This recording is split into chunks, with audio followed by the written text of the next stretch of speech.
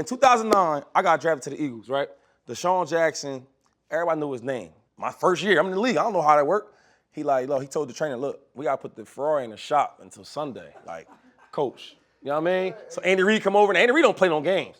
He's like, what's going on? He's like, hey, coach, look, we gotta put the Ferrari away till Sunday. So anyway, he told Jack, so he whistled, told the trainer, like, he did like this. So put him up. I'm practicing, and then in the midst of practicing, I see Jack like leaving, but I don't know what's going on.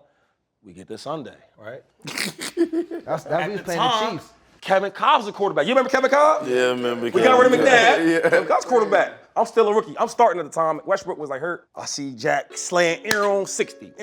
All this craziness. I hear him in the sideline. He's like, yeah, the Ferrari out here today. I say, oh, he's a Ferrari.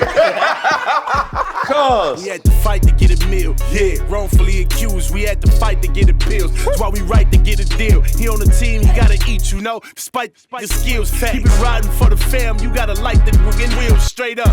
But in the past bad, work up in the trash bag. I'll pass a lot to take the test before I pass class. And my family needed bread. I had to come correct. That's why I keep airing it out like I just passed gas.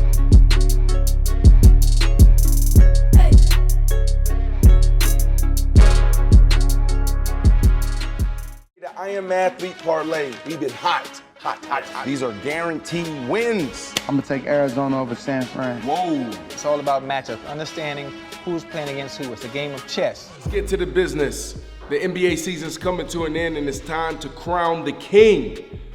All new customers, if you download DraftKings Sportsbook, the app, you use promo code ATHLETE, and you bet $5 on any team, you're gonna get $150 in free bets instantly. Do what the hell you want with it. My favorite part is the parlays, same game parlays. If you put together multiple legs, stack your bets, your bag's gonna get a little bit bigger for a bigger payout. If DraftKings isn't in your state, you can participate in the daily fantasy contest where multiple bags are being thrown around, $1 million here and there. You heard the stories. Get into action. Download DraftKings Sportsbook, the app. Use promo code ATHLETE.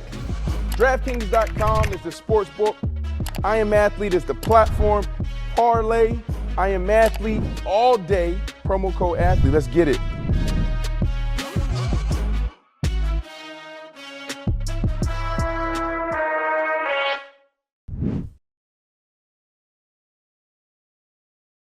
To all the viewers, DeSean Jackson is the best deep threat receiver the NFL has ever seen. It is my opinion, but when we talking stats, there's nobody that has more 60-yard bombs for touchdowns. I think he got like 26 or something like that. 80-yard touchdowns too. Crazy. He got like 5 and he's tied for that. And I played with some dudes, and I love dudes like Randy Moss and all these other dudes. I think Randy Moss is great. Nobody's better than DJACK the deep ball. Simple as that. You keep saying numbers. Numbers is one thing. Yeah. And the tape is another thing. Go ahead.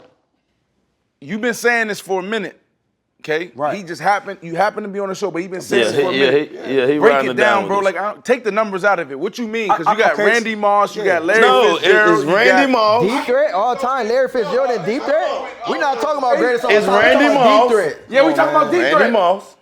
All right. Megatron, Jerry Rice, and then you. I beg your pardon. Anytime Randy Moss. And anytime he was on the field. To Tom Brady. Anytime Randy was on the field. Who got the most deep? I just told him the stats. We already looked it up. We know you have that. I mean, you know, that's your opinion, though. I ain't mad at your opinion, but and you my brother. You know that. I love you to death. It's for sure. But this my. I was a cornerback. I played against DJ. Look at the attempts, though. I played against DJ. Look at the attempts. And I played against Randy Moss. But look at the attempts, though. Randy Moss is 6'4", running. We didn't ask about size because let him break it down. Let him break it down for us. Break it down. Break it down for us. Size plays when you say deep threats, size, I gotta run by everybody. I can't jump over. I can't do that. Randy was fast too now. But he's the Moss. You know Moss because of Where Moss. that come from? Where the Moss come from? But he was fast too. 6'4", 4'3". And can fly. You said Megatron? Megatron, he's not a better deep threat than me. If you got an argument with Moss, Megatron, nah. Now overall body of work, I'm gonna give you that on that. I mean, you know what he's done we ain't talking all about time. Yeah, but I'm deep threat, he can't. How'd you get back to Philly? I was in my 3rd year at Tampa. I signed a 3 for 33. Yep. Was getting 11.5. I was in my 3rd year in Tampa. I told you in the other room, I butted heads with Derek Cutter. Me and Derek Cutter, for some reason, we didn't. And then the receiver coach, Tom Muckin at the time, when I got paid, he was like, you got to earn your money. I'm like, that's the point of y'all paying me. I already earned it. Like, of course I'm going to come work and do my thing. That's but what he said? the first thing he said in the media, when I signed, he said, yeah, he's going to have to come in and earn his money. Like, The receiver coach? The receiver coach. So they had like an old school college mentality. It's just like we butted heads. So my 3rd year, I'm like, man, y'all might as well just trade me and get me up out of here. I'm low key mad because Tom came in the next year and won a Super Bowl. But I'm like, man, y'all got to get back to Philly. That was next year. Next year. That's how it happened in Philly. I left Philly and the next year they win the Super Bowl. Like, but you know, man, it happens, man. At the end of the day, hey, it must not be. But was it Jeffrey Lurie or was it Jeffrey Lurie, Howie Roseman? Howie won it. Yeah, Howie, Dom. You know my boy. You know our boy Dom. Yeah, man. Since honestly, bro, and I'm gonna keep it G. I'm gonna keep it all the way 100. Since I left in 2013, bro. Every time I played against the Eagles, I torched them. I made it a point. Every time I played versus them, y'all release me, y'all cut me, I'ma kill y'all. I got the most stats versus any team versus the Eagles when I was in Washington. And even when I went to Tampa, bombed them the first play of the game, 70 yards. Like, it was something personal I took against them. So once I left, they had Carson Wentz come back and they was like, we got to get this dude back. They was like, we got to get this back. So they kind of already had it in the works. So that was 2019. Yeah. Ended up getting traded back to there, and it was cool. You know, I always know that's home, but it just didn't really work out. When you left the Eagles, we used to play together in 14. Yeah. Our first game, I think, that next Week season, 1. when I was with the Eagles, it was Washington Redskins at the time. In Washington? Redskins. No. It was in Philly? Philly.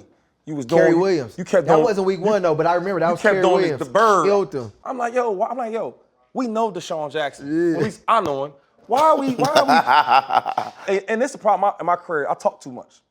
When I see it, I'm gonna say it. I ain't gonna lie, boy. Coach, why are we jamming this dude? You know what he do. what we doing? You trying to prove we let him go? No. Crazy, man. I'm gonna tell you a story about this dude. We was playing Dallas. I want to say it was Thanksgiving year. Maybe Cubs did go off. 2013, 14? 11, 12. This was back in them days. We on the side. I think we losing by a few points, but we going crazy. I want to say whatever Thursday night game. I think it was Thanksgiving Day. Thursday night, we going crazy. We on the sideline. You know, you get the little break in between. You know, the little TV commercial break. We over there, and McCoy on one. He like, Coach, give me the ball. Woo, woo. Like, I need the ball. Feed too far. Like, they can't. I'm doing my shit, right? So I'm looking at him, I'm like, bro, you do not stop talking shit to the other teams. I'm like, bro, I need my energy. I can't be out here talking, get into it, then I got to line up the next play. I'm like, I couldn't understand how this talk go play the whole game. Bro, ask anybody that played against him. He ain't going to talk. You can't. So look, hold on, bro, time. No, we don't need to hear from you right now. Know that's him. Hold on. Bro, you know you went viral from doing all that. He literally he got you down. Oh, my God. That's him. Did you see what? I saw it, but I did ask him, did I text him and told him, yeah. He said, man, what's wrong with these dudes? Man, these old heads can't. I was like, bro, I know, talk your shit. Listen. So I'm gonna bring you all the way back. So in 2009, I got drafted to the Eagles, right? DeSean Jackson, everybody knew his name. You know what I'm saying? At Cal, he went crazy, right? And then his second year was 2010. So I knew about him, but I didn't know he was that crazy. Yo, he's the only player still to this day, and I played with some dogs. I played with some ballers, right? Still to this day, he's the only player that was better than everybody on the field, effortless, 160 pounds. He bigger now. He was tiny. And I'm calling everybody from the hood like, this dude, DeSean Jackson, is like that. All this craziness, small. And I remember, that's the first time I seen somebody that was just as good or better. Like, this dude's crazy. And I always tell people that story. I'm like, I never seen a dude. He introduced me to the league. Mm-hmm. This small stuff, my first year, I'm in the league. I don't know how that worked. He told the trainer, look, we gotta put the Ferrari in the shop until Sunday. Coach, you know what I mean? So Andy Reid come over, and Andy Reid don't play no games. He's like, what's going on? I said, hey, Coach, look, we gotta put the Ferrari away till Sunday. I'm air hustling because at the time, Andy Reid don't talk to rookies. That's his rule. He don't talk to rookies. Andy Reid don't talk to rookies. Did he talk to you like a rookie? Not really. He ain't say much to me. I'm keeping real. Yeah, you gotta earn it. So look. Damn. So Andy Reid, he said he love you to death though. Love his players. Yep. But you gotta earn it with him. But he just you know. He don't talk to rookies. When he look at you, he give you that look. And he ain't little though. He ain't no little dude. So anyway, he tell Jackson, wow. he whistled. tell the trainer, like, he did like this. So put him up. I'm practicing, and then in the midst of practicing, I see Jack like leaving, but I don't know what's going on. We get to Sunday, right? That's At the playing time, the Chiefs. no, Wasn't it the no, Chiefs? we played the Saints. No, we played the Chiefs. Kevin Cobb's the quarterback. You remember Kevin Cobb? Yeah, Kevin You got rid of McNabb. Yeah, Kevin Cobb's crazy. quarterback. I'm still a rookie. I'm starting at the time. Westbrook was like hurt, so I got the green light. So it's Sunday, right? I see Jack slaying Aaron 60, all this craziness. I hear him in the sideline. He's like, yeah, the Ferrari out here today. I say, oh, he's a Ferrari. Cuz. Okay, so as a wide receiver, when I came in, I studied wide receivers. The first couple years, I used to look at all the top 10 receivers. Then I start realizing, like, look, I can never run like DJACK. I can't be Ocho at the top of my route doing all that shit. Right. Let me study the big receivers, right?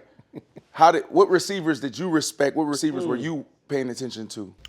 Before I got into the league or when I was in the league? Like, before you got in the league and those first couple years, before you... So before I got into the league, I would say Jerry Rice is my all-time high. I put, honestly, if you want to talk about deep threats, I'm going to put Jerry Rice over Randy Moss, and that's no disrespect to Randy Moss. Jerry got numbers too. I love Randy Moss, but when it come down to 50-yard touchdowns and 60-yard touchdowns, Jerry Rice is the guy. Yeah. Randy Moss is a little down in that list. So for me, it was Randy Moss. I mean, it was Jerry Rice, Randy Moss, Steve Smith, Dog. Yeah, I love Steve Smith. Steve Smith, Marvin Harrison. Marvin was a dog too. Isaac Bruce was crazy. You get what I'm saying? Like that. Torrey Holt was But nice. you got to Torrey Holt. But you got to think like me. I look at guys under 6 feet. I'm in that category. I'm under 6 feet, but I'm playing like I'm 6'3". Right. You get what I'm saying? Ain't too many dudes under 6 feet. You ain't play like you were 6'3". Oh, all right. Well, I'm playing like I'm 6'3". I can Moss my too. But you just said it earlier. You was running by everybody. But that's okay. But I got some in there where I done Moss people too though. Yeah, right. That's facts. That's not my protege, but I got in there. You get what I'm saying? All right. Well, I don't play like I'm 6'3", but I play bigger than my type, 5'10". I play bigger than that. You get what I'm saying? My heart is everything. You get what I'm saying? Like, you're not gonna come to the line and be 6'2" and scare me. I don't care how big you is. I'm not scared of no hit. Now, do I want to take him? No, I ain't gonna take no hits, but I'm not scared of no. You can't. Ray Lewis, I got a story from Ray Lewis. So we playing my rookie year. You wasn't there. Baltimore Ravens came to Philly. I ran a little cross route. I catch that boy. When I see him, my eyes was like this. I lit up and got on. He said, little fella, I love your game. I ain't gonna kill you. I said, ooh. Thank you. He said, little fella, I love your game. I ain't gonna kill you. I said, thank you, boy. But you know, I don't want to take no hits. What was the hardest hit you ever taken by? Don't do that. I was knocked out. We was playing Atlanta Falcons. Dante Robinson. Yeah. Boy, it was like a car collision. Corner? Yeah, boy, he was sitting in cover 2. Kevin Cobb stared me down the whole time. Mad at him still to this day. Looking at me and throw it across route. Bro, I didn't get my eyes. You know the rule is you don't give me your eyes, don't throw me the ball. I ain't get my eyes. So I turn around and I see the ball. I didn't see nothing else. I'm knocked out on the ground, out of there. I remember that. While I was out. While I walked to the locker room, I don't remember what happened. Was that a good move by Andy Reid choosing Cobb over McNabb? I think at the time, yeah, because the reason why I would say that is because What? that at the time, Go ahead. let me get my bad. At the time, I feel like yes, and the reason why I'm gonna say that because I felt like it was an aroma. You know, as a quarterback, once you start doing certain things and you're hearing the other players, you're saying stuff in the media, you're not really taking responsibility. Yeah. As a quarterback, I don't. Whatever, you supposed to take it. It's my fault. Yep. I don't care if it ain't my fault. As a quarterback, you out to Tom Brady's Aaron, all of them, the best of the best is taking it. You play with them, I ain't play with them. So as a quarterback, it was just certain times where like, if something didn't happen, it wasn't my fault. McNabb? Yeah. He ain't doing McNabb ain't doing that. It wasn't my fault, and it's like as a quarterback you got to take that, and you know that goes down, that trickles down to the guys on your team. You start to see that, then it's like, damn, how much can I really respect it? And I got a special story. Like Donovan, we cool, no beef, none of that. I'm not trying to clickbait on the shit him and T.O. got, but I remember. But can you relate to T.O.? Yeah, he can. I don't want to talk about that. I'm talking about a situation that I got. I don't speak for no other man with another man's situation. Whatever they issues is they issues. My problem was. So Michael Vick was there. This the year when Michael Vick came in and he was about to replace him. Doing Wildcat stuff. He's only doing Wildcat stuff. But the year after that is when they shipped. They traded him to Washington. So that year, that's when I made it for Pro Bowl. The first player in NFL history to make Pro Bowl for two positions. Watch this. 2 positions. First player in NFL history to make Pro Bowl for 2 positions. Okay, Jack. You get what I'm saying? So when the ballots came out, He just threw that in there. They teammates. Listen to this story though. when the ballots came out and they found out that I was the first player in NFL history to get elected to start in the Pro Bowl for 2 positions, my starting quarterback tells Michael Vick, like damn, I don't think he should have. I don't think he should have got that. He shouldn't have deserved that. Like you telling another quarterback that your receiver, As a that receiver, you throw to, your receiver that you throw to, that he didn't deserve that. Yeah. Right. Yeah, that was crazy, bro. Did you ever? I ain't never said nothing to him about it. And he made you buy the tickets for the party. What? He made you buy the tickets for his party. Yeah, you You feel need me? two? Yeah, that's gonna cost you $25. All-white All-white party. Who had an all-white party? McNabb. See, he was one of the most cheapest, richest motherfuckers you could know. But he gonna have a lot of money. Well, he make you pay for everything. I remember Hank Basket, another little story. Hank Basket, we had the Hank all-white Basket. party. You remember Hank Basket? We had the all-white party. I'm a Hank rookie. Basket. You know how you got the little haze? He's like, yeah, we at the party. We about to go. You about to buy some bottles. I looked at him and said, I'm not buying no bottles for you. You know, I'm a young street in L.A. I'm not buying shit. You gotta go buy your own bottle. I ain't no rookie hazing. I ain't had to do nothing. I ain't had no rookie dinners. I ain't had to do none of that. Did they try you? No, because at the time it was Reggie Brown, Kevin Curtis, Hank Baskin, and Jason Avant. Oh yeah. I came in and started right away. As a rookie, came in and started right away. Damn near broke 1,000 yards. See this when it go real. It get ugly back in the day because back then I was hot. They start taking me out the game because they ain't want me to get all the accolades. When they started to pay me the extra money, I started thinking like, damn, we in week 12, week 13, they taking me out. I'm at 800 yards. I'm finna crack 1,000. They start taking me out the game. I'm like, can we please give Jason Avant his flowers? Oh yeah, that's Jason my the dog. dog. Oh my goodness. Jason the dog. I love him to death. So when people, good brother. When he catches passes, we do. Good brother. Yeah, he a great Glory- dude. but Glory no, God. listen.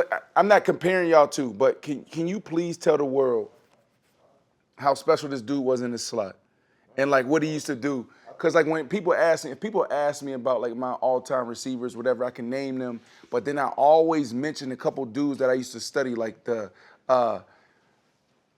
Mason. Derrick Mason. Derrick Mason. Derrick Sorry, Mason. Derrick Yeah. Mason. Derrick Mason.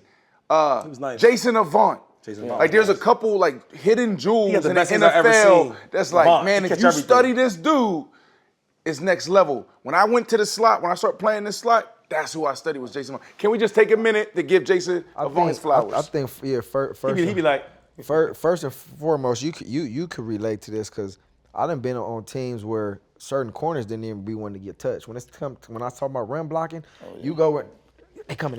Like watch out, yeah, watch your feet. that, yeah. Jason Avant, he take pride in blocking. He was one of them dudes. I never seen nobody to block like him. Like before these Cooper Kupps and all these Robert Woods getting in there and shift motion and all that tiff sip. Like he was one of them dudes where I done seen him put my on their back, and he wouldn't even care about getting the ball.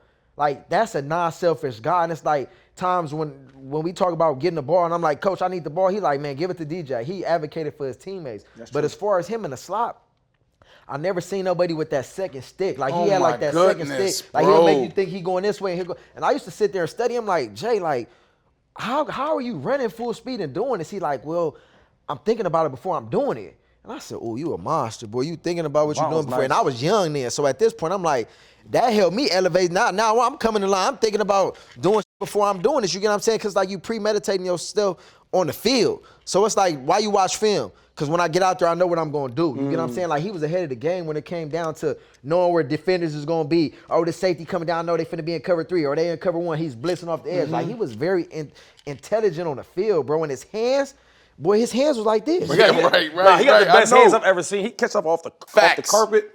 I think with Jack though, what people don't give him his credit for is you talked about all the guys that you looked at that was super nice that you studied, right? Right. But I feel like until he got to the league, he made it okay for these speed dudes to be small, little, on the 65. That's like Iverson size. Like right on the league. Made it possible for these dudes to the Tyreek Hills. He didn't get looked at. Come on, and get them looks and like actually be real wide receivers in the league. Tavon Austin's. Come on, when you see dudes like you like, yo, as a cornerback, you cornerback, you see a dude that's small. They wasn't drafting Man, people I got like him. that. Right. He started that whole wave. So what you saying? He's saying it. Paved the way. I feel like I made it. I wouldn't even say made it cool, but I made it to an extent where these coaches is not gonna miss that. Because before they would miss it, they would let them type of players go. Yeah. They gonna But now, after me, it's like, oh, hold on, let us double back and get the Tutu Atwells from Louisville to go in. Tutu, exactly, You get yeah. what I'm saying? To the Rams, the Hollywood Browns, the Hollywood Browns. Tyreek Hills. Yep. They wasn't looking at dudes like that before that. I mean, just think before me, who was Steve Smith is the only Marvin Harrison. Steve was different. Him and Steve ain't the Steve same. is a different They're not place. That's what I'm saying. It's a different. So if I you get go what you're look saying. at somebody to play like punt returner, is gonna go back there full time punt returner, bring a different element to the game. Like me and AB argue because they called me one day when they was playing in Tampa. Like, I'm a better explosive player than you. I'm like, hold on, you played with just Ben like Roethlisberger. AB when you said that. I'm like, hold on, you played with Ben Hold Roethlisberger up. for 7 They years. the- I they done the went through same, though. They the 5-7. same competitive players. yeah. I done went through 5-7 quarterbacks. You played with Ben, but if I had Ben Roethlisberger, I would have had 20,000 yards. You did say that. All right, hold on. Hold on. like AB, you a dog. You done some great things, but you not the same punt returner to me. Yeah, you got a couple cool punt returns, but go back to my film since college, high school. We can't. Come on, bro. I had one on y'all long in Philly that night too. No, you did you a punt So are returner, you- but that's special though. Everybody one can't do long. that though. You did. 89. No, he did his Yeah, thing. beat your ass that But night. Pac, talk to me though, Pac. Now I gotta ask you a question though. Be real and let the people know. Yeah.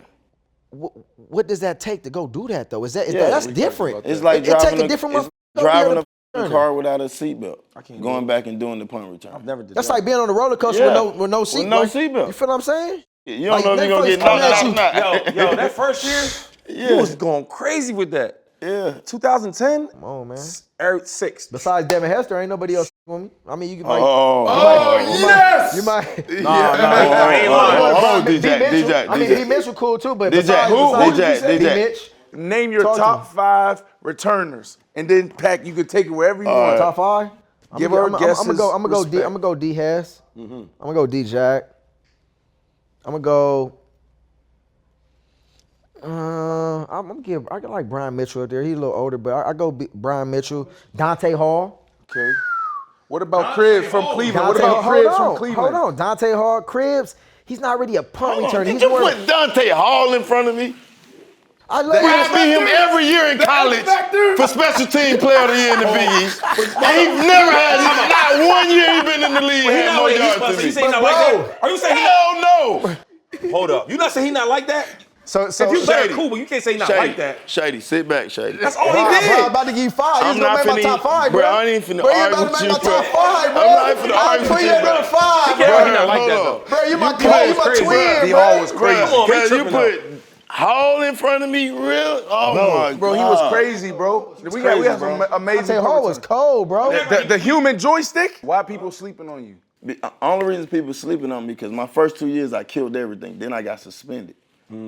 When I got suspended, then they started talking about DJACK and punt return. God. And So it Hester. took you to My get first suspended? hold on, just go back. God and damn, if you big go, bro. hold on. No, I'm saying I can't, bro. You first battle Hall of Fame. We had this conversation earlier, but hold on. Let me say what I had to say. Right. Whoa. You love are, you. bro. What's We're your gonna number? talk about I that. do. That's me personally. We gotta bring back you Hall of can't Fame. hate on We gotta bring back. Hold We on. gotta bring back Donovan Hold on. McNabb. Let me say what I was saying. That's Right. like you said, you not our first battle. But Hall of listen, Fame. Come on. God, What I'm you saying said, is, whoa. I'm not saying this and that, but what I'm saying is, as far as punt return and athlete wise, the first 2 years, nobody in the NFL was where I was at. How many did you have?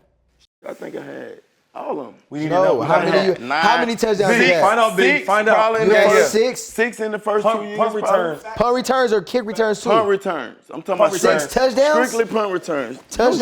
I had Jackson 9. and You know I Pacman know. Jones. Here's what we gotta overcome. We view you as a DB. So when we talk about Pacman, we saying, okay, where does he stack up as an all-time great DB? I don't. Pac was respected at punt return. He was, for sure. Hold up. But I was known. I made more Pro Bowls and Pro Bowl. Special return. teams. For special teams than DB? No, DB more. DB more You than still was special looked at. teams? Hold on, no, but you still was.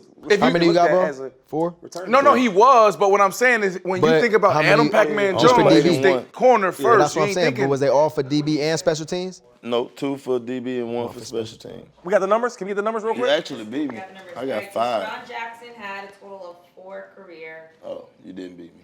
touchdowns. Or what, punt returns? How many I had? Pacman Jones had 5. So he's the.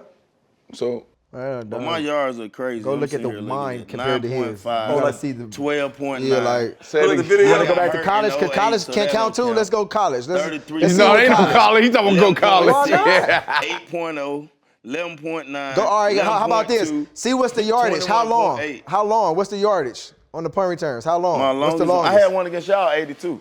All right, well, At Philly. That's big. At Philly. I feel it. Track meet. Track me. Yeah. Track meet. Had just left the club, threw up everywhere after that touchdown. Oh, yeah. Yeah. Did y'all beat us? No, yes, we did that night. With all that being said, all those accolades, it's got to be a lot of hard work and sweat and tears, and I think your dad played a big part in it from me and your relationship talking about it. If you could talk to some of these kids, you know, and you lost your father, that had to be a hard part. Like, how did you cope with that and build from that standpoint? Man, I think, you know, as a young kid growing up, you know, Los Angeles, California, South Central, you know, the trials and tribulations you got to go through, just the daily life, the daily struggle, not knowing where your next meal going to come from, not knowing how you're going to get to the next football game, track practice, basketball practice, you know what I'm saying? You got moms, pops working, trying to, you know, put food on the table. So, you know, for me, hanging out, you know, my older cousins, older homies, uncles, you get what I'm saying? Big homies, if you call it, whatever you call it, look out for you, give you $5, $10 here and there, stay out the hood. Look, you doing the wrong things, you know, try to keep you in the right aspect and right direction. So, you know, as a young kid, I feel like my dad, you know, implemented a great structure around me. You get what I'm saying? Since day one, we had a team. He built the team. You get what I'm saying? From my older brother to young kids that he adopted at the time. That was like, you know, my dad was one of them dads where our door was open to everybody in the hood. Come through, we cooking. The pillar. You know, you my son. You come through these doors, you my son. He took a lot of kids under his wing because, you know, growing up where I came from, a lot of dudes didn't have dads. You get what I'm saying? So my dad was one of them stand-up soldiers. But you know, for me, man, when I lost him it was 2009.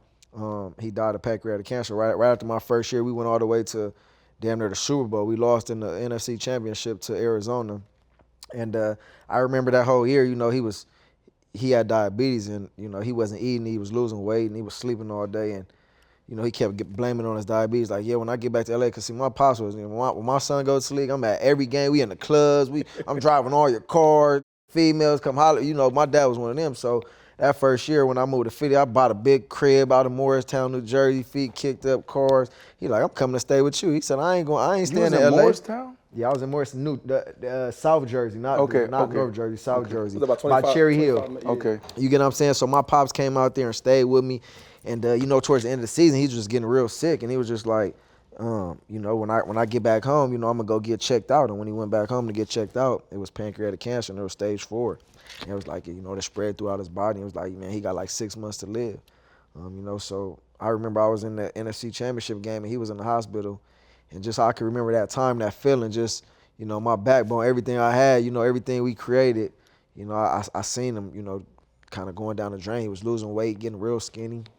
And it was very emotional, but for me, I just knew when my dad implemented me, you know, he wanted me to be the structure of the family, regardless of he there or not. Like, when I lost my pops, it was a lot of people that didn't get along in my family, you get what I'm saying? So at this time, I was the backbone of everybody coming together. Like, it was people in the room that didn't even like each other, but I'd come in the room, or I got a game, everybody at the game, like, like, you know, we supporting bro.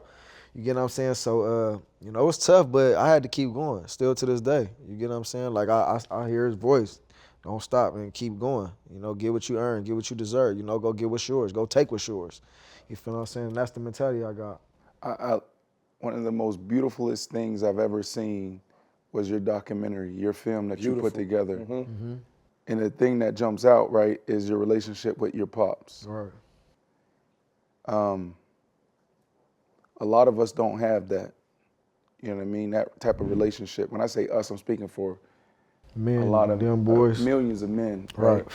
How did that impact you? How did you deal with it? You know what I mean? Everybody deal with loss a little differently.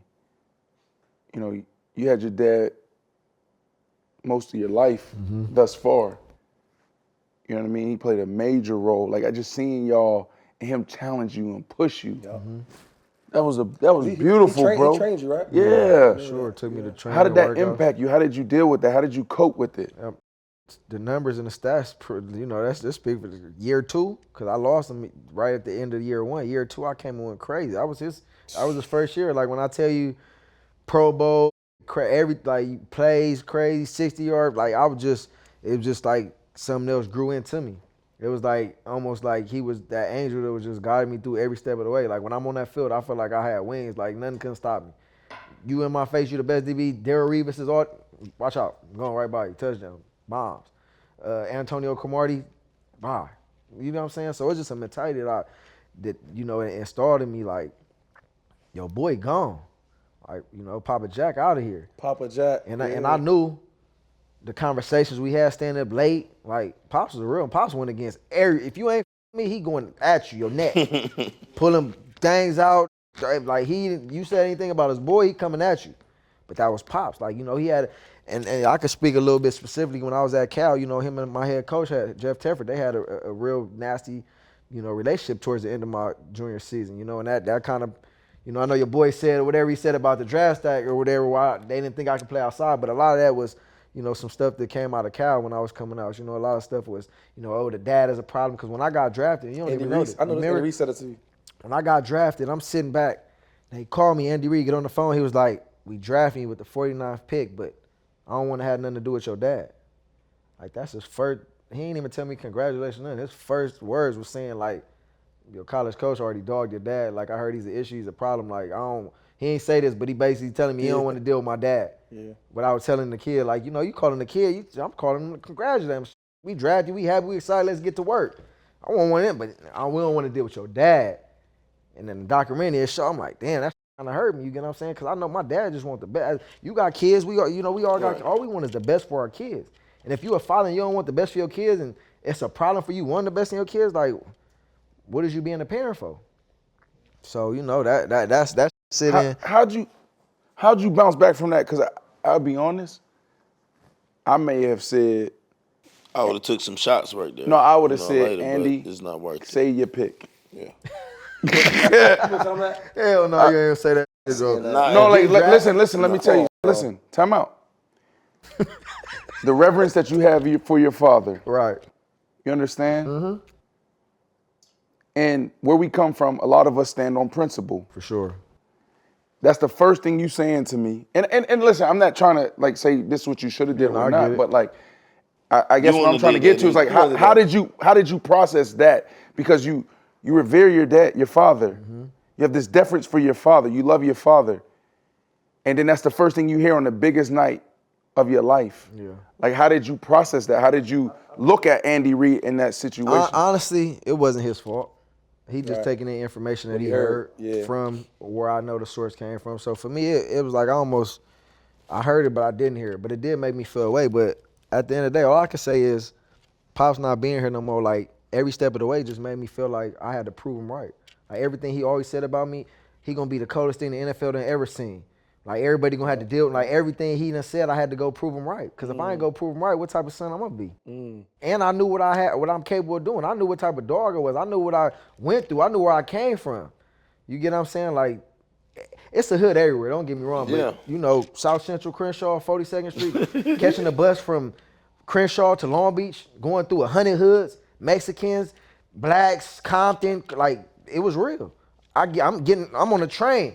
I'm getting on a train, banging on me. You either gonna choose or you gonna be with it. We don't know what that means. Yeah. Banging on you on a train. No, listen, what I'm saying to you is you gotta understand that. It's crazy. No, listen. I'm explaining it to you. Ask the question. I know, but we know what it means. But there's a million people gonna watch this that don't understand when you say you on a bus and you driving through 100 hoods. Yeah. I remember being in Pittsburgh and on the hill and walking through the back because I'm like, this is Bloods, this is Crips. I'm from the east side of town. See, Shady, no. My parents is from Pittsburgh, Pennsylvania. My dad is from the Hill District. Yeah. Listen, my mom been telling me for 10 years that we related, bro. All right, so listen to this. And is we related or not? Did your people on your side? Hold on, real quick. Did your people ever say like, hey, I think you related to Brandon Marshall? It's a possibility. Did anybody ever say that to you? My mom said something about it before, for sure. Yeah, I think we related, bro. It's my cousin. Let me hold something. Hey, check this out though, and this is serious. So, for me, bro, what I endured as a young kid, like, literally being a young kid sitting around OGs and homies that's literally committing crimes, selling drugs, dope. Like this, I seen people getting shot, killed in front of my face. You get what I'm saying? Like friends of mine riding in the car, coming back from a fair, getting shot at multiple times. Like I grew up, that's how I grew up. You get what I'm saying? I'm not glorifying that, but at the end of the day, that's what I had to go through. And for me to be standing here at the age 35, I didn't think I would make it past 18, 20. You get what I'm saying? In a certain situation, I've been in, homies losing, getting killed at parties, like, it's real. So I'm saying that to say the things I saw, and for me to be where I'm at today, I done surpassed every goal I could have ever thought I could make. But one thing about it, I tell kids all the time, if you dream it, if you envision it, it's possible on happening. You got to look up to somebody. You got, like for me, I didn't really have nobody to look up to where I knew it was possible. Like for me to be able to touch you, like, damn, you real. Yeah. Like we looked at as gods. Yeah. You get what I'm saying? Like I was able to go train with Jerry Rice before I got into the league. Wow, that's big. When I trained, and if I'm lying, when I trained with Jerry Rice, before I didn't touch the NFL field, we had the same agent at the time, DeBartlows. We were signed to DeBartlows. DeBartlows, yeah. That's a Pittsburgh firm, right? Yeah, they was the owners of Frisco, the 49ers before the new, but they crazy. They got real estate everywhere, biggest real estate ever. Before I touched the NFL field, I trained with Jerry Rice in the Bay Area. He said, run every route. I ran every route for him. He ain't even critique me. He ain't say nothing to me. He said, run every route. I ran every route. Guess what he told me? What? My boy said, well, I don't even want to tell you one thing on one route. I don't want to say nothing to you about no. I want to tell you one thing about one route, and it's a speed out, the 5-yard speed out. He said, you're running too fast. Slow down. Once he told me that, I'm like, what you mean slow down? He said, look, you fast as hell. Well, when you find out, he said, when you find out how to run these routes and not be full speed, you gonna kill that. He said, I just left it. Jerry Rice just told me all he wanted to say was one route. Right. I said, it's over. Yeah. I'm gonna kill the NFL. I'm finna kill the NFL. Yeah. What? But I mean, was he right? Hell, he was right. But bro, you know you a receiver, and you're not as fast as me, but you're a bigger Kinda guy, fast. so you know how to control your way in and out of breaks. For me, once I figured out I could run a route and be under control and still be able to hit that gear like your boy said when I need to. Bro, when I come out, he tell you when I run my routes, it don't even look like I'm moving. Then out of nowhere, I'm gone. Right. He be like, oh, hold the fuck. It's too late then. You get what I'm saying? So I just figured out the way to run my routes and be under control. And then when I need to hit, I had to hit. Bro, I don't even run my routes full speed. But when I got to go get it, I got to go get it. Right. Yeah, I documented all that. Like when he was younger, your pops was like really the first dad, like the ball dad. Yeah, right. Because I was telling your boys earlier, like I wish, like when I started meeting you and all that, I already knew about you from the All-American camps. Right. I don't know if you was an All-American or not, but we share that in common. But anyway, real talk. On the All-American camps, like your brother, Byron. his brother Byron be all the camera. The cameras and recording everything. You wish you'd ask me. So look, check it out. So his dad will be training, right? He be just showing he all young, you know what I'm saying? Little stick. But his dad had his brother recording everything. So his whole documentary came together like young kid. Then he went I'm sure your dad and them recorded the thing with Derrick Rice. Yeah, all that. So now it's like, in his mind, his dad already put in his head like, you gonna be this, you gonna be a star. He's telling him it, he's showing him it. Sure. High school, college. Every step of the way. The league. And I'm like, damn, watch him like, when he's 50 and he got family now, you know what I mean, you growing up. For sure. When they see that, I'm like, my dad was really that guy. Because they're not gonna see like the DeSean that we know, you know what I mean? You know, but all that, but like the document that and show that, that's lovely, bro. How are you continuing your father's legacy? Right? So how does that show up in your parenting? Man. How is that showing up in where y'all come from? Yeah, I think that's a great question. I think first and foremost, I'm a firm believer as having kids and having, seeds. I look at kids as like you plant a seed, right? You watch it blossom, you watch it grow. For me, looking at my kids, I got 2 boys, age of 6 and 3. My oldest son right now, like, I don't want him to play football. I'm trying everything in my life to just put a basketball, baseball. He's like, Pops, I want football.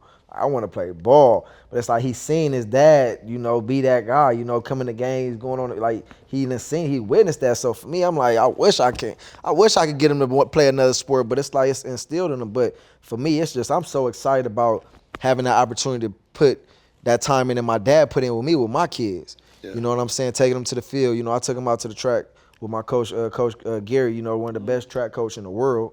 That's why another reason why I'm gonna talk about my speed, because I feel like I was trained by one of the best, Gary Kamblian.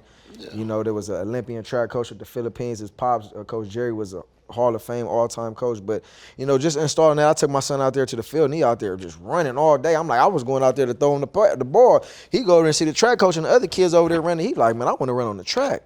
But it's just seeing, like, as a having kids, like all of us right here have kids. It's like everything we were, our kids is turning into it. We want them to be better than we were. That's right. You get what I'm That's saying? what It's like about. they just, it ain't even like we doing anything. It's like all they know is just, this is what it is. Like it's in the DNA, it's in the blood. Like they don't know nothing else. Right. That's the But growth. you though. know, that's the legacy I'm carrying on. You know, just keeping that down to my kids and just passing with what I've been taught. And not only my kids, other kids too. You know, like me and Big Bro was talking about. I got a Pop Warner organization that I do here in you know, Southern California with kids and just giving back and pulling them out these areas to let them know something else to live for. Cause you get caught in these traps, bro, it get ugly. Speaking for that, you know, we lost Nipsey. Mm-hmm. You know, tell us a little part about how instrumental, how close you guys was, and you know, he was a big part of the culture. You know. Yeah, man. Nip, man, was, you know, I tell people all the time, you know, I saw Nip before Nip. You know, I knew him as Ermias. Yeah. You know what I'm saying? Like curly hair, pretty boy, fly. Wasn't the gangbang neighborhood Nip Huss that we knew. You get what I'm saying? I knew him as just a kid, the hustler. Like he always was a hustler. That's how he got the name Hustle. We was in middle school. We was going to Audubon. We went to Crenshaw. You know, he always selling something, candy, the red vines. Like he sour patch. Like he always had candy. Something about Nip that just always wanted to hustle. So he You had was that. older than Nip? Nah, me and Nip, we right around the same age. So you grew up with Nip? Yeah, me and Nip, yeah, we grew up in the same neighborhood. He out the 60s, I'm out the 40s, you know what I'm saying? We literally like 15, 20 blocks away from each other. But when I tell you that's walking distance, like literally right down the street, we hung out together, party, like we, you know, that's like my brother, you get what I'm saying? And You let me hear him years ago. man, I used to put me on Philly on Nip, bro. But 2008, 2009, before Nip was anything, bro. When he had the $100 mixtapes, Jay-Z bought 1,000. I'm like the Nip that the world didn't know. Like that was my boy. So I'm saying this to say, like he always had the hustler mentality. You know, his folks was from over there in Ethiopia. You get what I'm saying? At Retrends and all that. He used to take me out to eat. We used to go eat. We used to have. He had a spot down there. In downtown, he's like, bro, just pull up on. We're gonna go to the studio and play you some of this new music. We just gonna go eat. Me and bro. And we just talk, man. His mind was just so elevated in the things he saw, what he wanted to implement in the community. You know, sectional housing, you know, stuff that like McCoy is doing now. Like just housing, yeah, you get what I'm saying? Like all that type of stuff. And it was just like, bro, it's bigger than his time. You know what I'm saying? And it hurt to see bro go out like that because he was one like. He didn't feel forced to go hang out in the hood. You get what I'm saying? Where he died at was literally where he brought it up and grew. You get what I'm saying? And it was like you couldn't take him away from that. But you know, he was one of them dudes where it was like he knew what he wanted to get out of it. And sometimes say you done lived so much and you outgrew yourself. He really felt like, bro, my time is my time. Like his grandma, it was a story like his grandma had called. I don't know if it was grandma or his mom. I think it might have been his mom. His mom called and was like, something don't feel right. Like I feel like something's gonna happen to you. Like a couple weeks before he got killed, you know, right at the store, and it was just like she just kind of felt something, you know what I'm saying? And when he died, he was 33. That's when Jesus died. Like it's a whole lot of stories on that, but it's just like, man, bro was a mogul, man. He was a GOAT, and you know we had a lot of things we was going, you know, up and run. I'm still gonna try to get it accomplished. You know, I'm real connected with Black Sam, his big bro, and you know, just keeping the marathon continue, bro. You know how it is. TMC continues, man. When you heard the news, where were you? Man, I was downtown. I was actually, I was in my high rise downtown, 2018. I remember summer chilling, right around like, what was it, March? He died in March, end of March. At the crib chilling, and everybody called me because this boy BH, like was best friend, called Boss Hog. I actually had called him because I'm thinking Boss Hog gonna be with him. Like somebody sent me a video. They like, damn, Nip got shot up at the store, and I'm like, man, like now I don't believe that shit, bro. So it surfaced like 10, 20 minutes later, it surfaced, and then the video gets sent out, and I get a video. And at that day, I remember seeing a picture. He took a picture with a little kid. He had on some white some white Nikes with the tall socks with some red shorts and a white shirt with the white do-rag on. And I seen the picture earlier and I said, damn, so I see the video is bro getting stretched out on the stretcher, shaking and shit. I'm like, damn, that's bro. But at the time we didn't know, like, you know, he was dead. Like they said it was, you know, it was life threatening, but we didn't really know to the extent that he was gonna, you know, check out like that. And few hours later, they're like, yeah, he died. It's just, man, that funeral, bro. I actually wasn't in town when they had the funeral, but that funeral, nothing never before. When you talk about a hood celebrity and a hood mogul, bro, people from all across the world came out here to that. Yep. Bro, when I tell you that funeral at, now it's the Crypto Arena, back then it was a Staples Center, bro, everybody was there. Boy, you'd have thought it was it was bigger than the Laker game. Boy, it had so many people in there from all the biggest of big, bro. But yeah, man, it was sad to see that go out like that, man.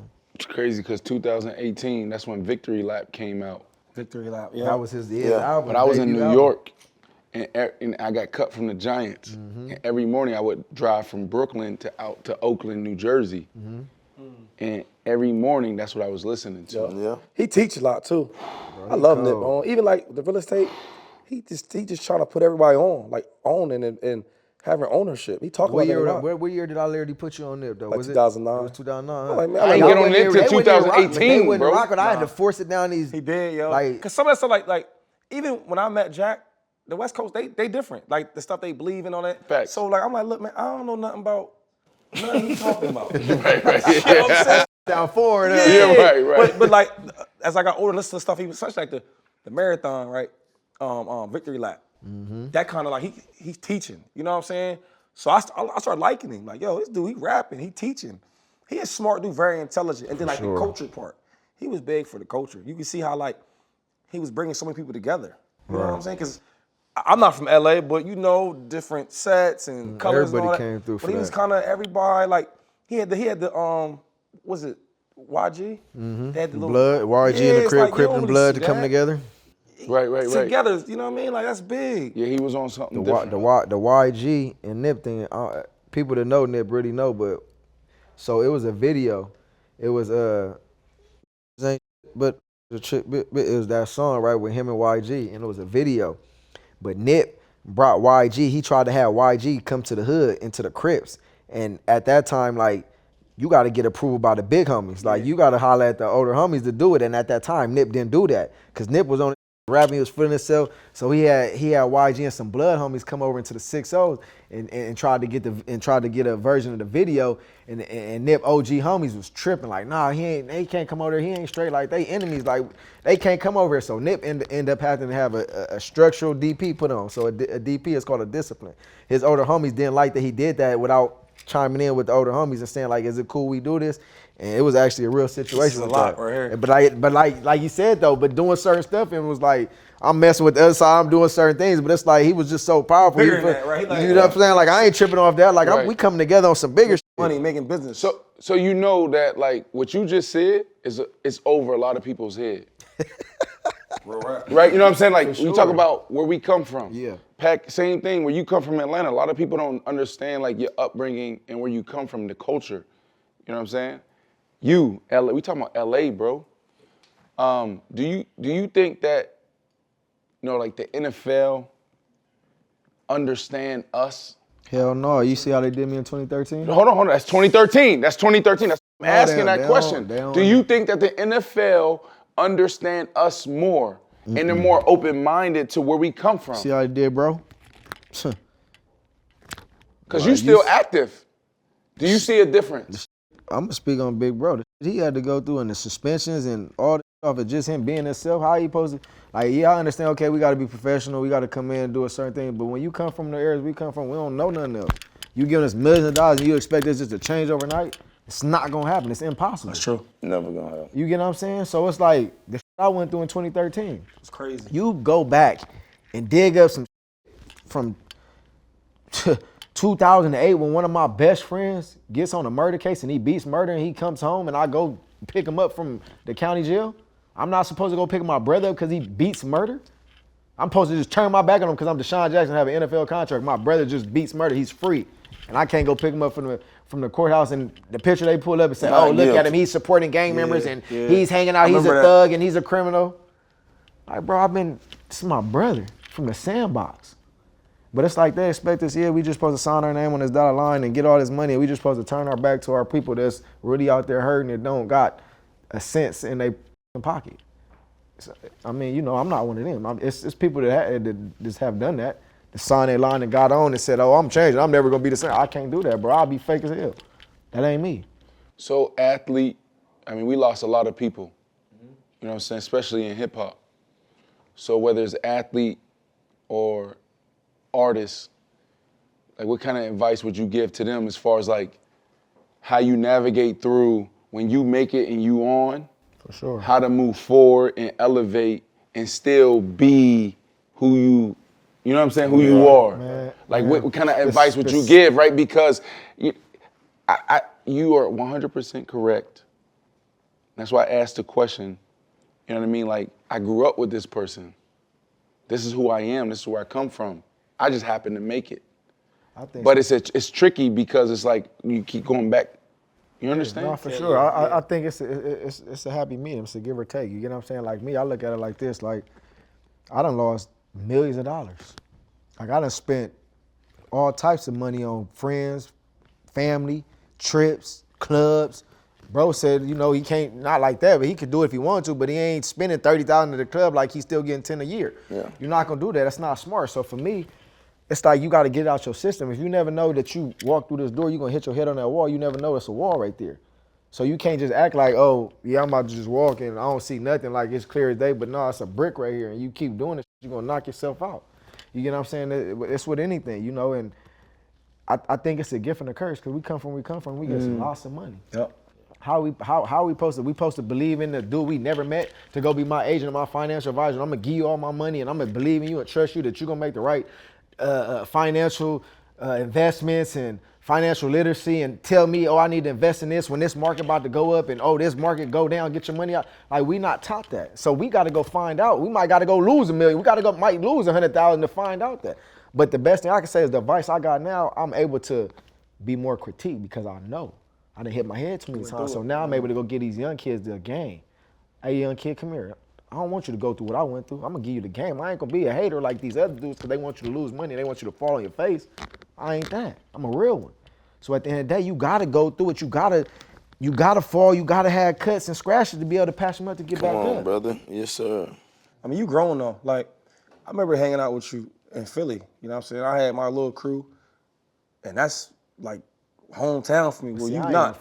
And he had like 30, 40 people with him. But I love how like the transition from being that, you coming there with two dudes. Mm-hmm. That's big. For sure. Like the growth. Two dudes on payroll though, working, trying to help change their lives and their families. You get what I'm saying? But you say you went through it, but how'd you really, like, cause you could say that, but how'd you really get to that? I think me having kids was the ultimate pivoted time of my life where it's like, bro, I'm not just giving handouts no more. Like, I got kids. If I'm gonna go give you 10,000, 20,000, 5,000, I already go get under my kid. I'm gonna go set up a fund for my kids, so when you go to college, you straight.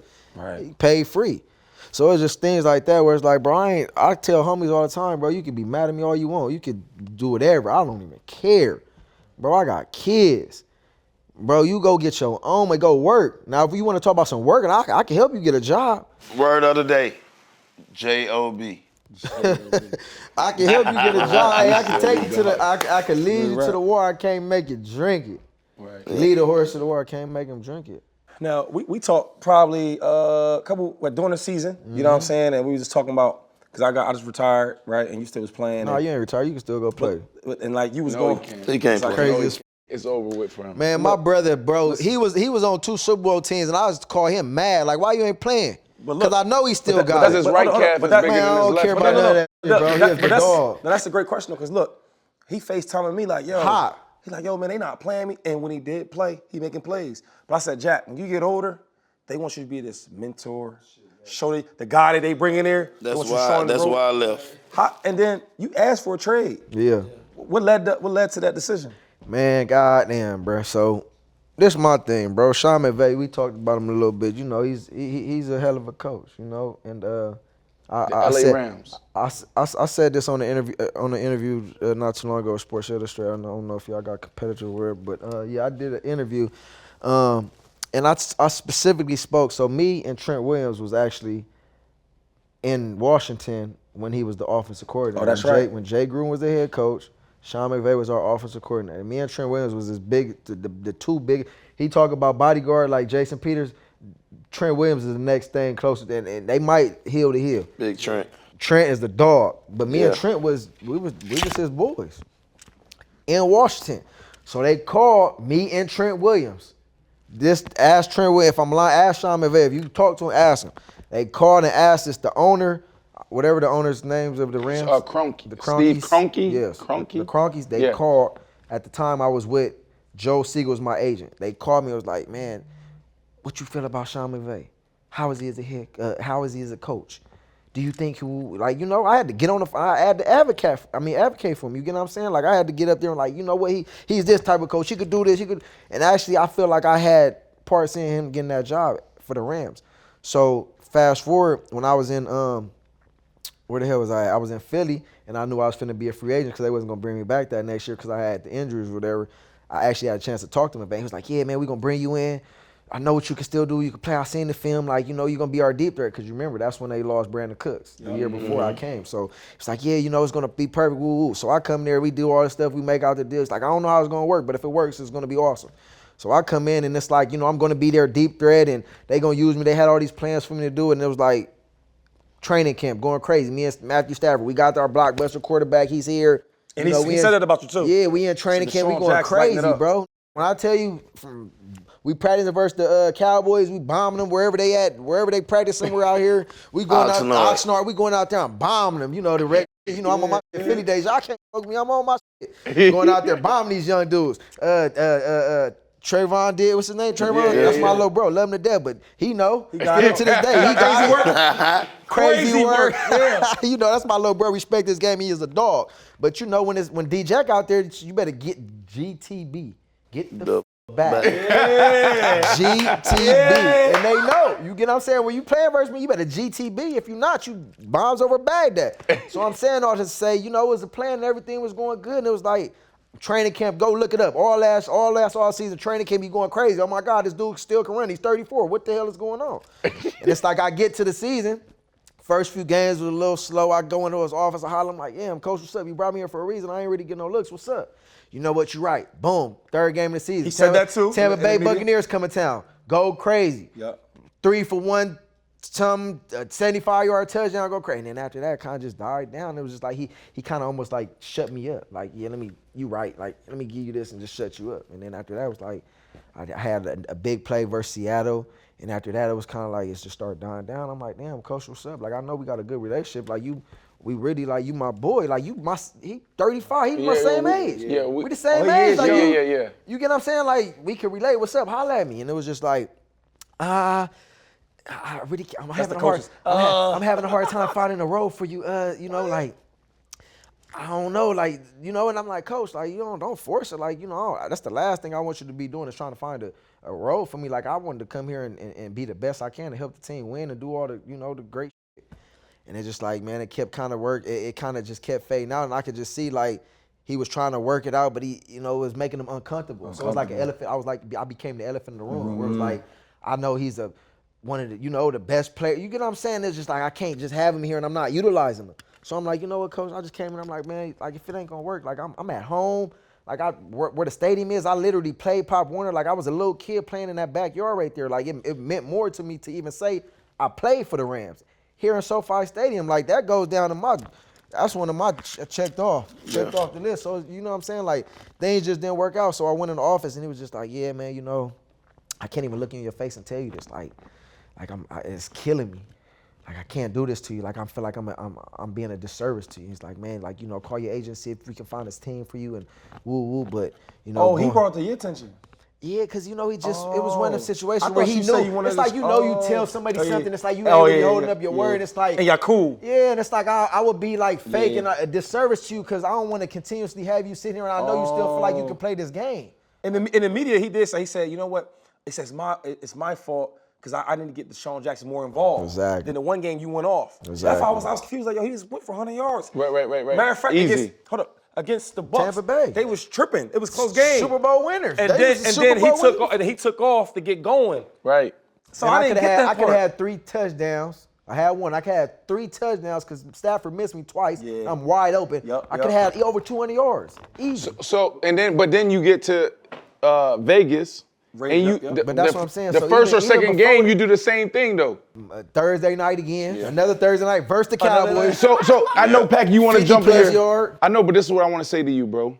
Are you done? Man, honestly, man. You're not done. Hold on. I'm Are telling you done? that. Hold on. No, Are you let me It got to done? be the right Let situation. me have you speak to him. Big He brother. ain't done yet because I got a lot of still fuel in this can run. mother- He Hey, ain't I done, bro. got I'm fired. telling you. Okay, You know. let's answer the He question. ain't done Are you yet. done? The right team ain't called knocking you yet. ain't But done. guess what? It's gonna take somebody not like that. Cause I wish no one to get hurt. It's gonna take one of these dudes to get hurt, and they're gonna be calling this me is- and that. Like you know how the NFL is, bro. They don't need me right now. They got the young dudes. All these young dudes. All right, here's just my got point to drafted. you. They don't need me. Okay, that's fine. Here's my point to you. You're not done. I'm not done. I got one more. I want to get to 15 and I'm done. Okay, but maybe it's 3. Don't do that. All Don't right, do that. you right. Don't do that. You right. You not done. You're right. So what I'm saying is when you get to this age and Pat can say the same thing, bro, your mind, like because of the politics No, you're right. and the situation, like, you know, does this team want me? Does this quarterback vibe with me? Don't do that. You gonna f it up. Right. What I'm telling you right now, go back to that we saw in the documentary, work your f***ing ass off. And I don't like cursing like this, but I'm saying it because I want you to really feel and understand me. Pause. For sure. Work your f***ing ass off. Okay? Your number's gonna be called. Be ready mentally, be ready physically. Let me ask you a question. I gotta stop you though. I hear you 100%. You know that. How? On God, cause you sound like my older brother right now, and it's my older brother Brian. It's like it's beating you. It's like like, how are you mentally? Yes, I could be mentally prepared all the time, but if I'm not physically, as wide receiver, it's hard to be ready when your number's called. And I've been sitting on the sideline for 8 plays, and my hamstrings. I'm a fast dude. I'm not engaged in the game. I could ride the bike all day. I could go do it. It's not the same as getting on the field and having to run and turn to that next gear. I ain't. Yes, it is. So my thing is that's been the challenging part. How do I stay ready mentally, not mentally, physically gauged? Because I go out there on the field like last year when I'm not playing every play. Because as a wide receiver, you got to be in the flow of the game. If you don't get a ball and you get a ball and it's thrown at you, drop that. Like damn, I need that catch to get going. So you asked me the question as far as like, how do you stay ready?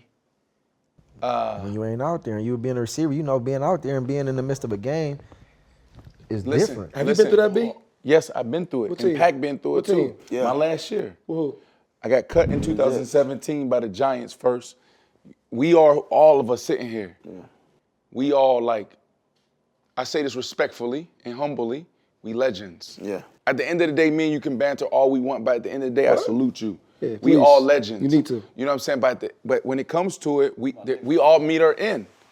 And meaning like you're gonna be cut or injury happen and it's over. Well, I ain't get cut. But at the end of the day, but you sat on the bench for a very long time. I ain't get cut though. I ain't never get Yeah, cut. okay, Oh, yeah. you sat on the They just let bench. me cut me. That was your end. I got. Yeah, I ain't never I've been cut. You ain't been have cut. been cut. You ain't been cut. And when I'm old, I never get cut. But you was on the Did you bench though, play every Shady. year your deal out? When you was young? Shady. You know, the yes. first, You you just know got what traded, you happened? didn't get Can I cut. be Right. honest with you? Right. Can I The be Bills, honest what with they you? do? They let Oh, I you. did. They Bro, release you didn't get cut, bro. Hold on. We was just talking about this earlier. In the Bills, I was making $7.5 million. Yeah, we know They that. wanted to make Yeah, a pay last cut. I year. said, no pay Yeah, cut. we ain't And doing you that. say you should It have was took a the pay end. cut. It was But you the got end. cut. The hell you talking about? They cut you. I was was You got cut, I Shady. elected to leave. I You could've stayed. elected to leave. It was don't- over You was still on the with. Why y'all want contract. me? It was I over wanted with. your You position. could It was have the taken smart I answer didn't that. play. He could have taken the I pay played. cut. Hold on. didn't First of get all, cut. Kansas City. you could've I taken came the and pay started cut, in didn't Kansas get City, cut, though, and then I bro. didn't play at the end of the year, and then the Bucks I didn't play. You coulda- I hey, never look. got cut. G I shit. know that's why I say no. I know, but it You was got basically cut it was twice. respect for you though. Twice. You got It cut was twice. respect Wait, for you you. got cut twice. Andy Reid loved you, so Andy Reid come save you. Wait, Andy Reid come to you. You got cut twice, right? Huh? You got cut twice. Three Nobody ever times. disrespect Three me, times. cut me. 3 times. Look, Three I'm not times. playing, but we're not gonna cut you. 3 times, but it was like bang, bang, bang, bang, bang. This is what Shady's saying. In high school, we all been there. High school. A chick come to us and they say, "I'm done with you," and then we turn around and had say, that. "No, I'm done with you." I had a pay cut. They didn't take it. They cut y'all. That's what they did. That's So what he look, They did. gonna pay me $3 million. I said no. So with the legacy that you've built all the way the longest touchdown, the most yards, deep ball threat. Now that you officially have a ring, will you wear the ring? For me, I didn't want to be on a Super Bowl team and not play. You get what I'm saying? Like, I would rather like leave and go try to go win and go do something else on my own and play in the game than besides sit on the Rams and just sit back and just say, oh, I was on the team that won the Super Bowl and I ain't make an impact in that game. You get what I'm saying? So for me, that was my mental on me leaving LA. Because everybody cruised, oh, you should. Hindsight, would you have changed it? Low key, I probably would have because certain injuries came apart. Robert Woods tore his ACL. Then they came and brought Odell, and Odell ended up getting hurt in the game. So I felt like if I would have just kind of like not sitting and just sat and just if they played me, they played me, I would have ended up probably playing, you know, and developing into a different role. But the competitor in me, I wouldn't have changed nothing. You get what I'm saying?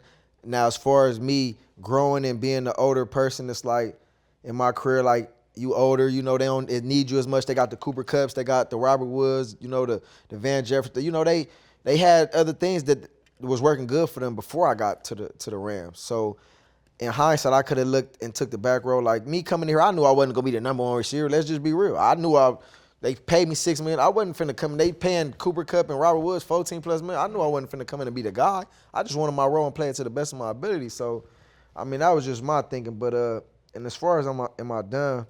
Like I said, I ain't putting that out there right now. I still feel like I got gas in my tank. Go put the #1 corner on me and go ask him. You know, ask Jalen Ramsey about some of the work, you know, we did in training camp. You know what I'm saying? So I'm saying that to say I got fuel in this tank still, bro. That Ferrari just need to be in the garage a little bit, but on Sundays I'll pop them out here and there. Hey, you spoke on Cooper Kupp, right? I think a lot of people, especially wide receivers, like I meet different, not meet, but talking to different wide receivers and players, I feel like they don't give him his respect. DJACK? No, Cooper Kupp. Kupp. And I want to ask you, because one thing Jack gonna shoot me straight. Like, what's the real deal with Cooper Kupp? Is it the system? Is he really like that? Honestly. No, so this is my take on Cooper Kupp. And when I first came to the Rams, you gotta think Cooper Kupp, he was good, but he ain't do what he just did this past year. This year he just had this past year right here goes down in the history of the NFL. Like he got one of the best. What is it? What is it called? The triple crown. Yeah. That's unheard of. But the dude works Catches, touchdowns, and yards. The dude works hard. The dude is in the weight room. The dude is out at the field after practice. Like he blocks. Like everything about him is top tier. And I saw his work. You get what I'm saying? So for me as a receiver, and I'm seeing him like now the system plays a big part. I ain't gonna take that. Now everything in that playbook is 85% Cooper Kupp. And then if everything else don't work down, Matt Stafford got to figure out the 15%. But a lot of stuff is planned for him to do his thing. But he's the dog. He a beast. I ain't going to take that away from him. Like, the way he gets in and out of breaks, the way he sticks, like, the option route, that's the hardest route. And you a DB, you know, the option route is one of the Edelmans, the Wes Walkers. That route is the hardest thing in football to guard. You got 3 options to go when a dude playing you man. You gonna win. Come on, bro. Right. You gonna win. Now, going deep and all the other stuff is just people ain't thinking that he gonna do it. But he's deceiving speed is fast. His deceiving speed is like he up on you and going by you. The dude Whitman, when they played the Bucks in Tampa, like how everybody saying like, how do you get beat by Cooper Kupp down the field 50 yards down the like that? Because he's doing so much. He's in and out of motions. Going here, like it's just so much stuff in that play. Is he the best wide receiver in the league right now? No, he's not number one. He ain't better than but Devontae would you put him in your top 3? He's not number 1. He top 5. I'll put him top 5. Give me your top 5. I got Devontae Adams. He's nice. Mike Evans. Yeah, Mike. Ooh. Stephon Diggs. Okay. I go Cheetah. Honestly, I'm in between Cooper Kupp and either the 2 boys from LSU, Justin Jefferson or Jamar Chase at 5. Damn, I like that one. Cooper Kupp in the top 5, but I like that one. So you ain't got the boy from Arizona in there. Oh, when he was. He was, but he kind of like Can't run no more. he kind of fell off a He little. ain't never been able to run. What you talking about? D-Hop a dog though. D-Hop a dog. He could be in there, but you know it's But you going off last year was a down year. But Yeah, because he was hurt. But before that, yeah, by far. Yeah, right. D-Hop for sure though. But like I said, so much talent right now in the NFL, bro. Like this era is different right now, LSU man. dudes is crazy. Them young boys. It's different. Them young boys is crazy. Them LSU. What's your top 5? You just name it's hard. All right, let me ask you this then. Go back to when we was playing. Yeah. Or why you was in the NFL? Who was your top 5? Give me the year. Call best it year. call it 2013,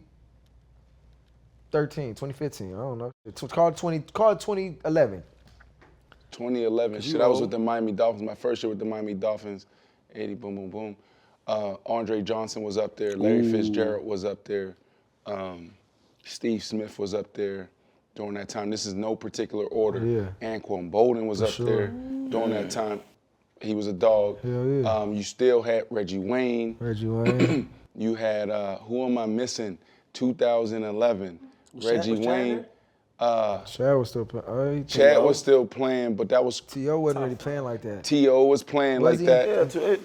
Dallas 2010. I'm missing one. I'm missing one big name. I know I'm missing one big name. Pac, help me. Who am I missing? Oh, Jackson. Because that was the year Chargers, that Jackson from the Megatron. Chargers. Vincent Jackson, Megatron, Vincent crazy? Jackson. Yeah, Vincent even Jackson. Roddy White was balling Roddy that year White, too. Roddy Yeah, White. That was had a that good year that era. year. That Yeah. was our era, the big sure. receiver era. For sure. That year, what you talking about? 2010, 2011, right? Like it's a copycat league. Yes, it is. Right? So it's like, okay, the big receivers is in right now. It's in the boom, and speed then you right come now. in, Yeah. and then you change it, and then now everybody, we got to go speed, for take the top sure. off. So I would say that time. Plexico 2010, Burress. Plexico Yeah, Burress. yeah. Well, he did. Hines Ward. Oh my goodness. Hines Ward. Right. So I would go big. That was the I would end go of Hines big Ward. during that But he was a dog. Hines Ward was a dog. You see all these wideouts. Is my boy a Hall of Famer? DJACK. DeSean Jackson. Is he a Hall of Famer? No, you asked DJ. I just went and I'm Googled asking the DJ, numbers. you a Hall of Famer? How can I be? How can you be or can't you be? How can't I be? That's what I want to know. What you think? What you think? I'll be honest with you. Please be I'm honest. always want to be real. Only know that one. This fool talking about he no disrespect. Just stay with me real quick before you judge me. Okay. This dude, DJACK this, DJACK that. Yeah. And what the first thing I said was what? How many yards he had? I said, let me see the numbers. Yeah, and he You looked said at the I numbers. was shocked. Yeah. That you had 11,000 plus career yards. Shocked. Now doing my work, because like, you know what I'm saying, I know who you are. I know the impact you made on the game, but we talk about being one of the best of all time. I need to look at the numbers. I need to really study the game. I'm not just gonna come out here and say yes or no. After you, the last couple weeks, been talking about DJACK, I would say this, yes. That's real. Yes. That's real. You know what I'm saying? I helped you out, right? You helped me. That's right. That's what I do. You know what I'm saying? Same thing with Pac. It's the same thing with Pac. Like Pac is fighting for himself. Like not fighting for himself, but he's doing the same thing. So I got to get this off because this is a big point to me too, and I make the argument all the time. As a running back, your argument is different. As a running back, he gets the ball handed to him. He don't need a great quarterback to hand him the ball. As a wide receiver, we depend on our quarterbacks. How many different quarterbacks have I played with? What's the longest I played with one quarterback? Tell us. 2 years. All these dudes just play with Matt Ryans and Roethlisbergers and But we had like for 7-8 years. Aaron If I had one Rodgers. consistent quarterback, that's all I'm Peyton saying. Manning. Give me one I can't- consistent quarterback for 6 years. I had I can't give you that, 17. Jack. I had 17. I can't give you I that, know Jack. you had a lot, but I I'm can't give you saying, that. You my man. I can give you that. give me one. I can What give am I you- saying is wrong? Okay, let's give You had good quarterbacks though. What I'm not saying quarterbacks? I Vic didn't, but for I'm 3? saying Bro, give he me had McNabb for 2 years or 1 year. He had Vic. What he's saying is this, is like the chemistry continuity. Even you go to Megatron. Megatron, how long was he with Stafford? You know, you talk about Julio Jones, how long was he with Matt Ryan? You talk Aaron about Rodgers. Jerry Rice, how long was he with Joe Montana, Exactly. Steve All Young? these dudes, Right. Steve You Smith. understand? You talk about Reggie Wayne and Marvin Harrison, That's what how I'm long was he saying. with Peyton Manning? Right. You Okay, understand? I got you. So that's all he's saying. That's a big deal for a wide receiver. It take a year or two to actually come in sync where we don't even got to talk. Cause you always balled though. That's No, why I have, but Yeah, I'm yeah, just saying but it that's just the- makes it a little different when you have a quarterback that you know when you come out this break, that He shit is always at ball your because head. you can't coach speed. Yeah. All right, so we're gonna end a show like this.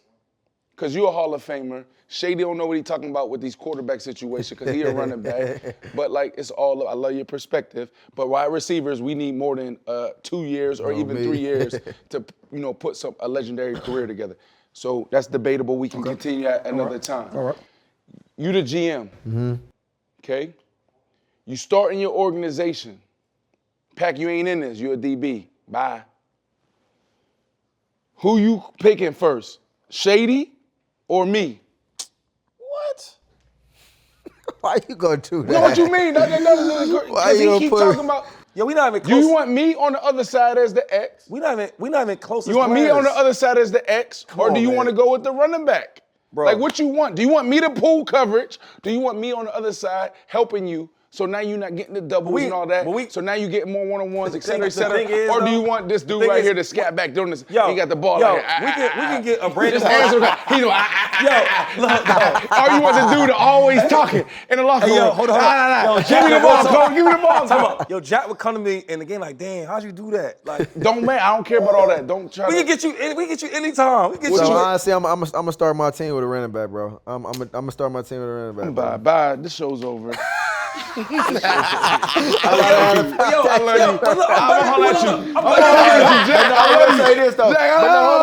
will say this though, and I gotta finish up.